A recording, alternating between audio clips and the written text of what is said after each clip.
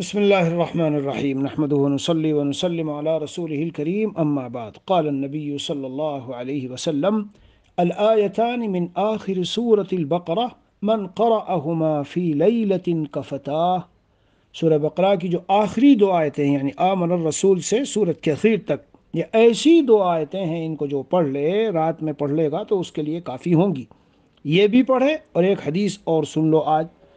كان رسول الله صلى الله عليه وسلم إذا أوى إلى فراشه نفث في كفيه بقل هو الله أحد وبالمعوذتين جميعا ثم يمسح بهما وجهه وما بلغت يداه من جسده۔ نبی کریم صلی اللہ علیہ وسلم جب بستر پر تشریف لاتے تو اپنے دونوں ہاتھوں پہ قل هو اللہ احد اور قل اعوذ برب الفلق قل اعوذ برب الناس پڑھ کر پھونکتے، اور پھر اپنے چہرے پر ملتے اور پھر پورے بدن پر جہاں تک ہاتھ جائے۔